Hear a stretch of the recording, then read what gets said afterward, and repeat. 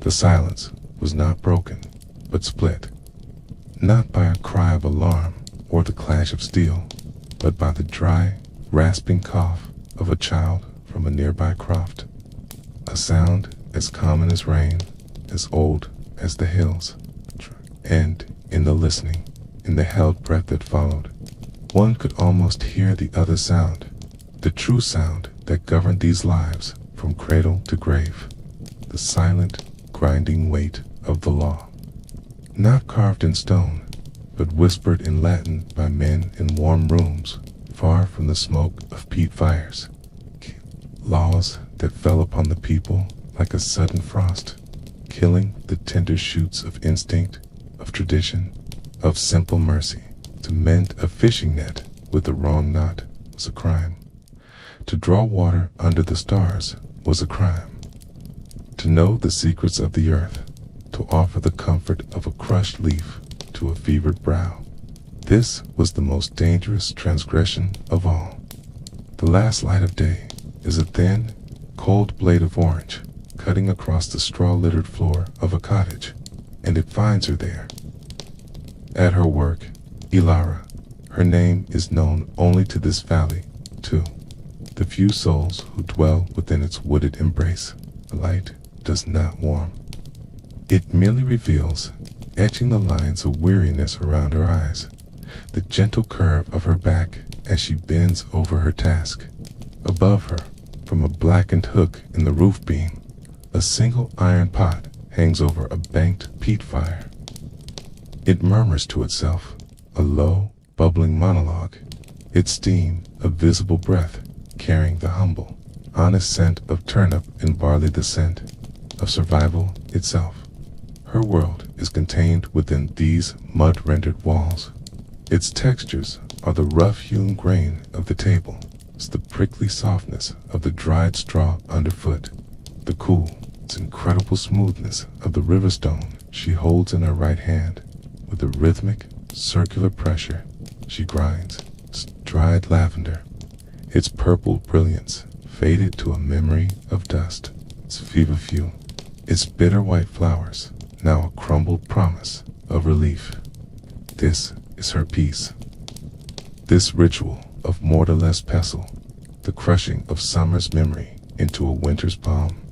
Each circular sweep is a prayer, a silent incantation passed from her mother's hands to her own, and from her grandmother's to her mother's before that. It is a thread of grace, fragile but unbroken in a world woven from brute force and unyielding soil. She is the keeper of the old ways, the knower of things, which moss staunches a bleeding wound fastest, which berry, boiled down to a syrup, will quiet a cough that shakes the ribs. She knows the moon's pull on the tides of the body, the way a fever will break with the dawn. Her university is the forest floor. Her library is the memory of the elders, their voices now silent, but their lessons alive in her fingertips.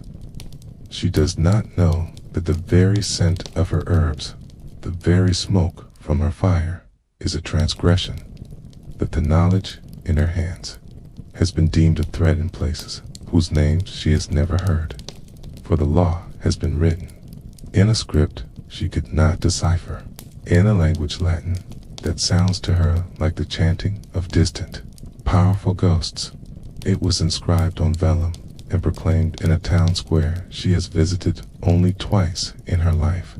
It has forbidden the use of any unlicensed herb or charm to cure. It was a law designed for the crowded, competitive streets of distant cities to protect the privileged apothecaries' guilds and their lucrative trade. It was never meant for this, for the isolated villages clinging to the edges of the map, where a poultice and a prayer were the only grace standing between a child and the grave. The law does not see geography. It does not see need. It only sees authority and the phantom of its challenge. Her daughter, Alice, sleeps on a pallet in the corner, her breath a soft, steady rhythm. A day ago, she had reached too eagerly for The morning loaf, her small hand brushing the searing iron of the bread oven, the angry red brand on her wrist pulsed with the heat of its own. Lara takes the paste she has made, this fragrant gray-green mud. With a touch lighter than a moth's wing, she applies it to the burn. The child sighs in her sleep, a release of tension, a settling into true comfort. The act is one of pure, uncomplicated love. A mother's hand, soothing a child's pain. It is the oldest story in the world, but in the eyes of the crown, it is a crime. The law does not see the love, sees a challenge to its monopoly on order. It smells not lavender and feverfew, but the smoke of rebellion. Sees not a healer, but a witch.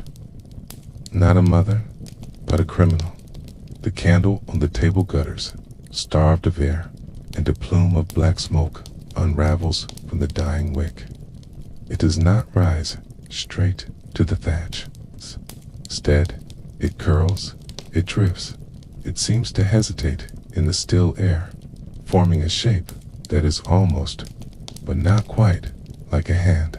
Silent, accusatory finger pointing from the darkness, not at the sleeping child, but at the mother. A phantom of judgment made from air and fear, and outside, the world holds its breath. The wind steals in the trees. An owl, yet to hunt, remains silent in its hollow. The valley itself seems to be waiting, listening for a sound that has not yet come. The sound of a horse on the trail. The sound of a boot on the threshold. The sound of a law, cold and absolute, finally arriving home. For grace, in this age, is a fugitive. And the price for offering it is everything.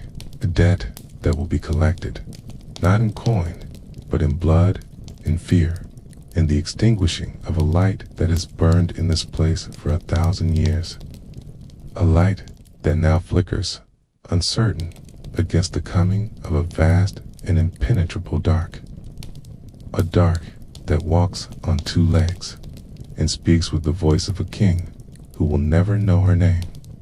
The sound that comes is not of a single horse, but of three. Their hooves do not thunder. They are too weary for that, too burdened by the muddy tracks and the lingering damp of the fence. Their approach is a wet, rhythmic squelching, a sound that seeps into the silence of the valley long before the beasts themselves are seen. It is the sound of purpose, of a journey with a specific, grim destination. It is the sound of the world outside, the world of writs and warrants, finally arriving. At this forgotten doorstep, the first thing to fail is the candle. Its tiny, defiant flame simply vanishes, as if the darkness itself had taken a breath and swallowed it whole. Lara freezes, the smooth river stone still clutched in her hand, its comforting weight now feeling like a weapon she does not know how to wield. The only light left is the dull, pulsating red eye of the peat fire, painting the room in shifting shades of blood and shadow. She does not move to the door. She does not call out, as her body knows before her mind can form the thought. This is it, the accusation made real. The law given flesh and bone and breath. A fist strikes the door. Not a request, not a knock. Splintering impact that shakes the very frame. It is the sound of authority that expects immediate submission. The iron latch, which felt so cold with premonition before, now seems to shriek as it is lifted from the outside. The door swings inward, and the night pours in, not as an absence of light, but as a presence. It carries the smell of damp wool, of cold metal, of men who have ridden hard under a starless sky. Two figures fill the doorway, their outlines blurred and monstrous in the low light. They are the bailiff's men. Their leather jerkins are studded with iron. Their faces are hard, set in expressions of bored duty. They do not look like men come to arrest a neighbor. They look like men come to collect a debt behind them. A third figure steps into the murky orange glow. He is taller, thinner, his robes dark and smelling of ink and damp parchment. This is the bailiff himself. His face is not unkind, but it is utterly closed, a door shut fast against any appeal to mercy. In his hand, he does not carry a weapon, but a rolled document, sealed with a lump of red wax that seems to gleam like a fresh wound. Ilara, wife of Cherdich. His voice is dry, precise, scrapes against the warm, herbal air of the cottage. She cannot find her voice. She can only nod, her eyes fixed on the rolled paper, on the official seal of a power so distant it might as well be divine. Her daughter, Alice, stirs in her sleep, murmuring, "Okay," and the sound is a knife in Ilara's heart. The bailiff's eyes sweep the room, taking in the drying herbs hanging from the rafters, the pestle and stone on the table, the simple, homely evidence of her craft. His gaze is an inventory of crimes. By the order of His Majesty's court, and by the power vested in me, he recites, his voice devoid of any emotion. You are charged with the practice of physic and sorcery without license, in direct violation of the statute of apothecaries. The words are nonsense. Physic, sorcery, they are incantations from another world, empty sounds that somehow carry the weight of a death sentence. She wants to laugh, to tell him she is just a mother, a wife, a woman who knows which plants ease a cough. But the cold certainty in his eyes freezes the words in her throat. He is not here to debate. He's here to enact. One of the men steps forward, his heavy boots loud on the packed earth floor. He takes her arm. His grip is not cruel, but it is absolute, a manacle of flesh and bone. The smooth riverstone falls from her fingers and rolls under the table, lost in the straw and the darkness. The child, the bailiff asks, his voice low, as if suddenly remembering the sleeping form in the corner. The law is silent on the child. The other man grunts. The crime is hers alone. They lead her out into the night.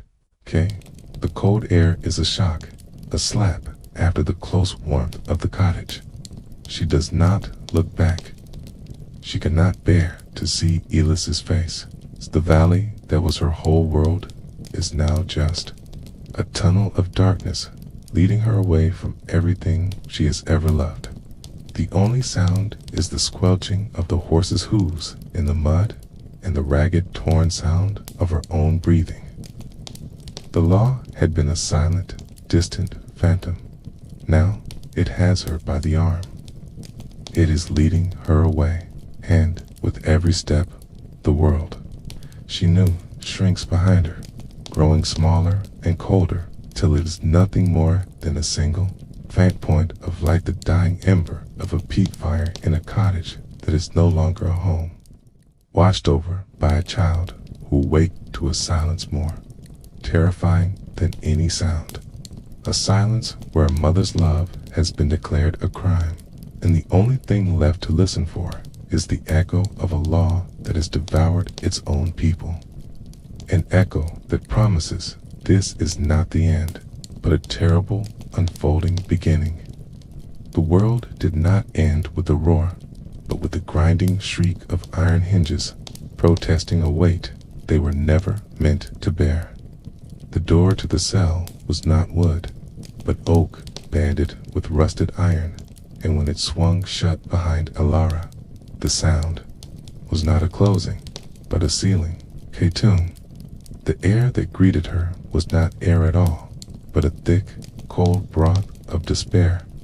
It tasted of old stone, of moldering straw, and beneath it all, the sweet, metallic tang of fear left by every soul who had breathed here before her. This was the law's true house, okay? Not the parchment, not the proclamation, but this, a cube of darkness where hope was rationed like stale bread. The cold was the first inhabitant to introduce itself. It did not bite. It seeped, crept through the thin wool of her kirtle, laying its clammy hands on her skin, leeching the warmth from her bones as a leech draws blood. There was no light. The blackness was absolute, a physical weight on her. Eyes. She stretched out a hand, and her fingers met a wall that was not rough stone, but something worse. It was slimy, cold, and yielding, a living skin of damp and decay. She snatched her hand back, wiping it frantically against her leg, a useless gesture against an environment that was now inside her, on her, a part of her. Then the sounds began to separate themselves from the silence. A slow, rhythmic drip of water, counting out the seconds of an endless sentence. The scuttling of tiny, hard feet over stone, a sound that made her draw her own feet up beneath her, curling into herself on the foul straw. And then, from the darkness to her left, a breath. Not a sigh, but a wet, ragged rattle. The sound of a body slowly losing its fight against the damp. There was someone else in here, a shape in the black, a fellow guest in the law's terrible hospitality. She wrapped her arms around her knees, making herself small. Her mind, reeling, sought anchor in the memory of her cottage. The scent of turnip and barley, the feel of the smooth riverstone, the soft, even rhythm of Elis's sleep. But the images were fragile, and the darkness here was hungry. It ate them. It replaced the scent of herbs with the stench of rot, the warmth of the fire with its bone-deep chill, the sound of her daughter's breath with its death rattle from the shadows. This was the purpose of the place, to unmake you, to prove that the person you were, a mother, a healer, a woman with a name, was a fiction. Here, you were only a body, waiting to be processed by the cold machinery of justice. Hours bled into one another, formless and endless. She had no way to mark their passage but by the growing ache in her muscles and the dull throb of hunger in her belly. The law provided no food, no water. Its only provision was punishment. She began to understand its language. This cell was its first word, spoken in a whisper of despair. The trial would be its second, shouted in the public square. And the sentence would be its final, revocable verdict. A sliver of gray light eventually appeared, a vertical line in the absolute. Black. A hatch in the door, no bigger than a man's face, had been slid open. His face did appear, silhouetted against the marginally less dark corridor beyond. It was one of the bailiff's men. He did not look at her. His eyes scanned the floor of the cell, and a wooden bowl was shoved through the opening, followed by a small clay jug. The hatch slammed shut, and the darkness was complete once more. But now it had a new component. The smell of thin, greasy pottage and water that tasted of the clay jug itself.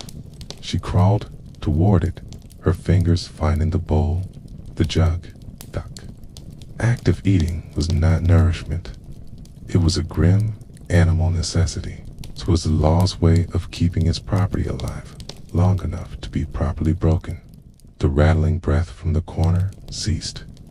For a long time, there was only the dripping water. Then, the door groaned open again. Its two figures entered, their lantern blinding. Tay did not speak. They simply grabbed the ankles of the form in the corner and dragged it out. The straw whispered as the body was pulled across it. The door sealed once more, and the darkness settled back in, heavier now, filled with the ghost of the departed. This was the unspoken promise. Your turn would come. Ilara pressed her forehead against the freezing, slimy stone. This was not justice. This was a digestive system. The law consumed lives at one end and expelled broken husks at the other. She was in its belly now, and in the absolute black, a new knowledge began to grow, cold and sharp as an icicle. To survive this, she would have to become as hard as a stone around her. She would have to forget the woman who ground lavender and feverfew. She would have to become a creature of this darkness, patient and silent, and waiting for a crack in the door, a moment of inattention. It's a flaw in the law's terrible, perfect logic. The healer was gone. In her place was something else, something that was learning to breathe the air of despair and turn it into a cold, focused hate. A hate that would be her only warmth, her only light. A tiny, guttering flame in the belly of the beast, waiting for a wind that might, just might, one day, come to fan it into an inferno. The third day began not with light, but with hands. Rough hands grabbing her, hauling her up from the fouled straw. She was a sack of bones, her muscles stiff with cold and disuse. They did not speak to her. They dragged her out into a narrow, torch-lit corridor where the air, though still foul, felt shockingly thin and open after the suffocating density of the cell. They half-lead, half-carried her up a winding staircase hewn from the same weeping stone, each step a fresh agony for limbs that had forgotten movement. Then a door, and beyond it, a sound she had not heard in an eternity, the murmur of a crowd. It was not the familiar murmur of the village green, of gossip exchanged over washing, or the shearing of sheep. This was a different tone, sharper, hungrier, laced with a volatile curiosity. It was the sound of an audience awaiting a performance. They thrust her into the room, and the world exploded into a terrible, dizzying clarity. After the absolute black, the light from the high, narrow windows was a physical assault, making her eyes water and ache. She stood, blinking, swaying on her feet, in the center of a vast, cold space, a great hall. The ceiling was lost and shadowy, heights held aloft by timber beams carved with faces of grimacing beasts. At one end, on a raised dais, sat 3 men behind a table of dark, polished oak. Their faces were pale, serious moons floating above the dark pools of their robes.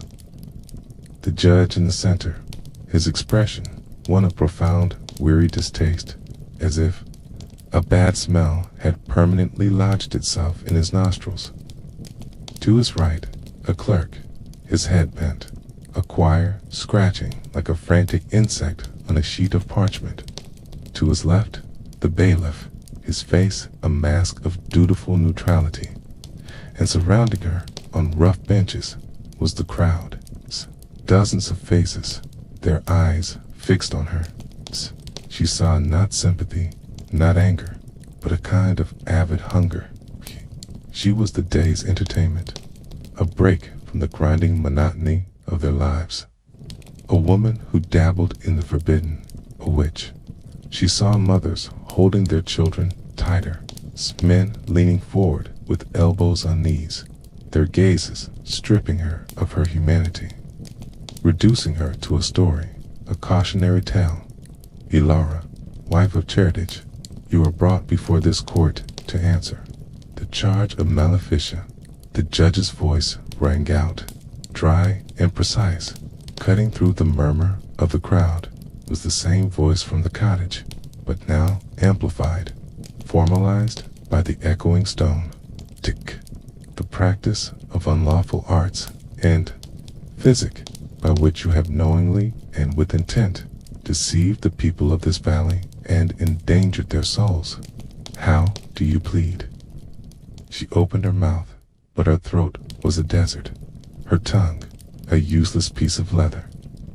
What words could possibly bridge the chasm between this world of Latin terms and polished oak and her world of riverstones and feverfew? To plead was to accept the game, to agree that these definitions had meaning. She could only stare, her silence itself seeming to condemn her. The bailiff stood.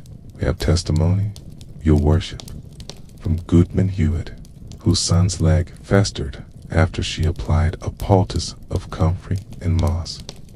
A man stood from the crowd, his hat twisted in his hands. "Aye, 'tis true. The boy wept for a week. The surgeon had to take the leg below the knee."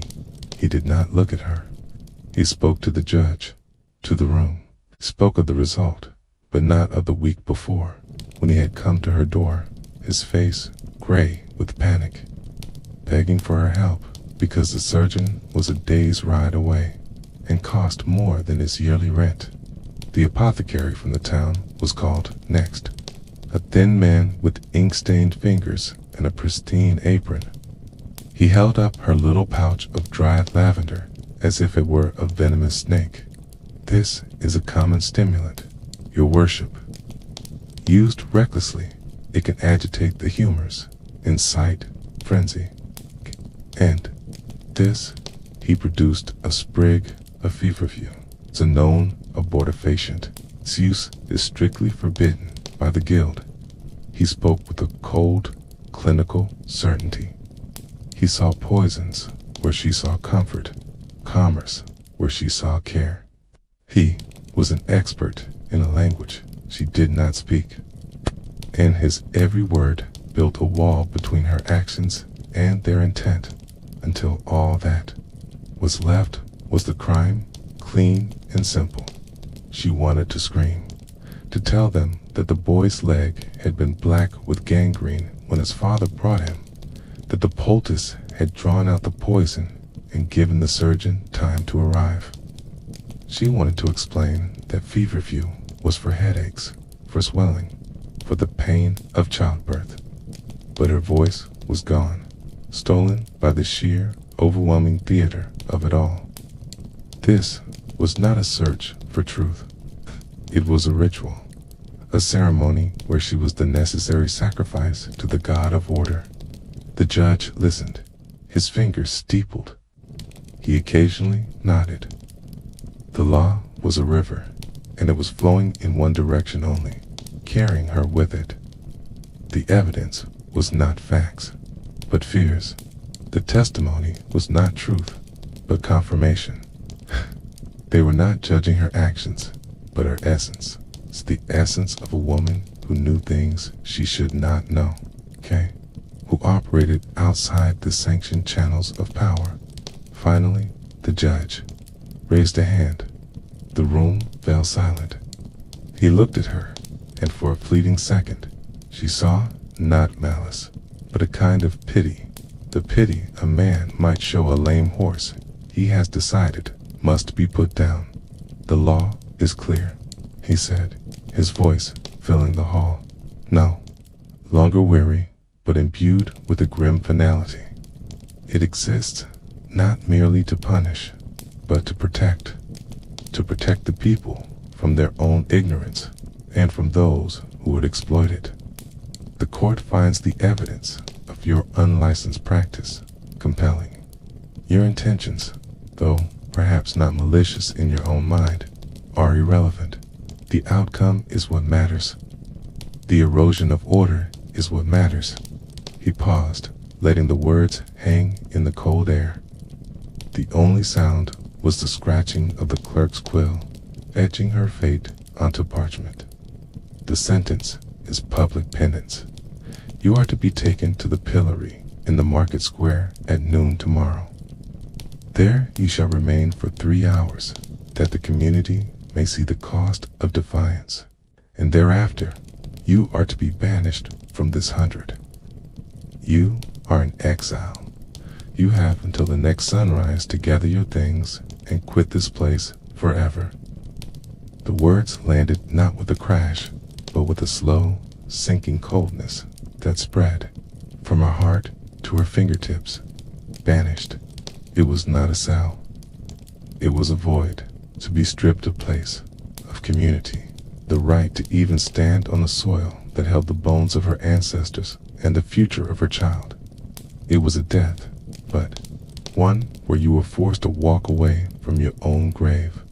The hands were on her again, pulling her away. The crowd's murmur rose again, satisfied, already moving on to the next thing. As she was led back toward the darkness of the staircase, her eyes caught a movement at the very back of the hall. A small figure held in the arms of a neighbor. Alice. Her daughter's face was a pale, terrified moon, her eyes wide with a confusion that was worse than any judgment. And in that single, shattered look, Ilara understood the true cost of the law. It was not her freedom. It was the light in her daughter's eyes, now and forever after, clouded with this memory of a mother humiliated, condemned, and taken away.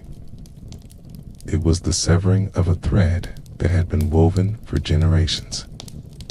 And as the door to the stairs closed, swallowing her once more in darkness, she knew the trial was over, but the sentence had only just begun. It was a seed of shame and loss, planted deep in the heart of a child, and it would grow in the silence she was now forced to leave behind. The cold of the cell had been a blanket. The chill of the dawn air as they marched her through the sleeping village was a knife. It was the hour of ghosts, when the world was drained of color, existing only in shades of gray and a crushing, damp silence. Her hands were bound before her with coarse rope that chafed the delicate skin of her wrists, each fiber a tiny, cruel reminder of her powerlessness. They did not speak to her, her captors. Their footsteps on the muddy track were the only sound, monotonous drumbeat leading to the spectacle they would make of her. The market square, usually a chaotic symphony of barking dogs, haggling voices, and the clatter of carts was empty but for a few early rising souls who paused in their chores to watch her pass. Their faces were closed, shuttered. Some looked away, unable to meet her eye. Others stared with a flat, vacant curiosity.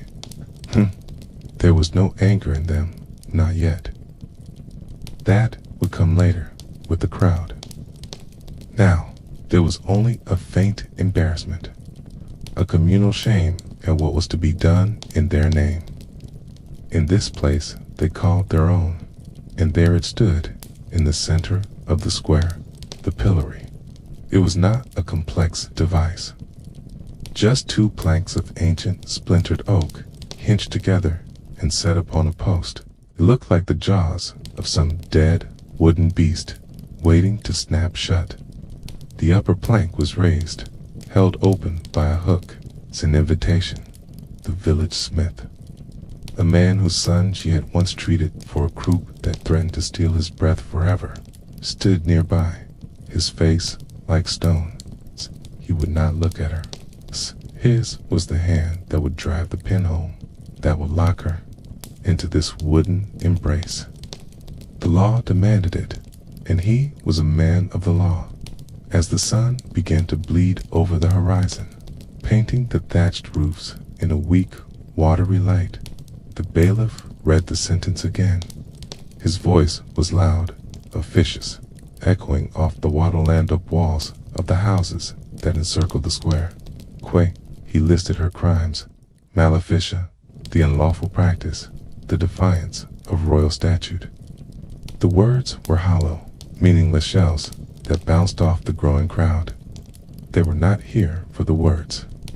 They were here for the act. They led her to the platform. They pushed her head and her wrists into the grooves of the lower plank.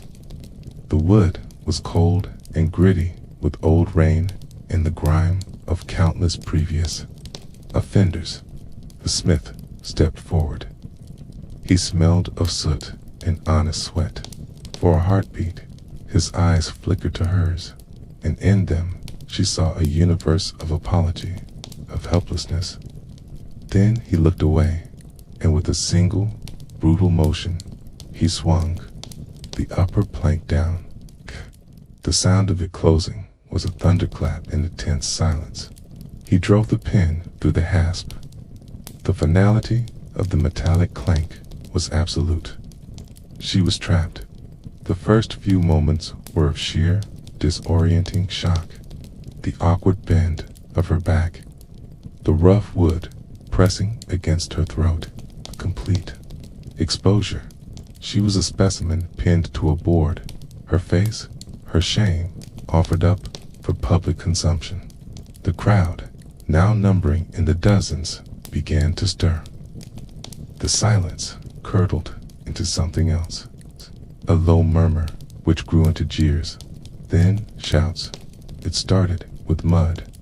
A handful of thick, cold village mud, flung from the edge of the crowd, struck her shoulder with a soft, wet slap. Then, a rotten cabbage, exploding against the pillory's post in a spray of putrid leaves.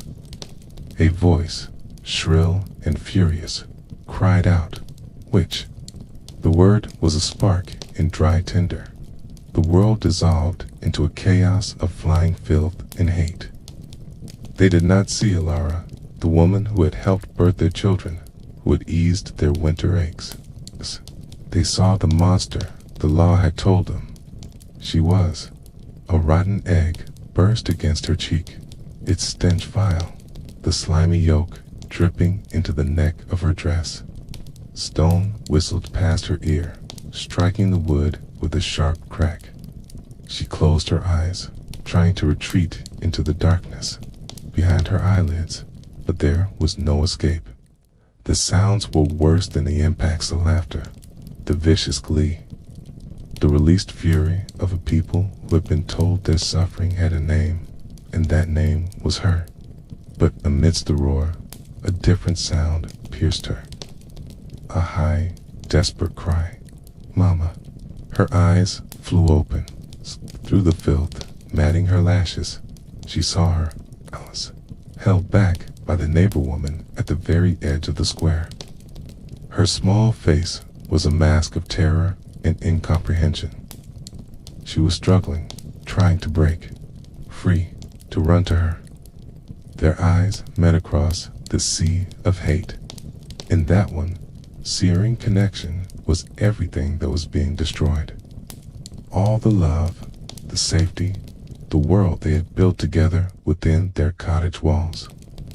It was all here, in the square, being pelted with garbage and scorn.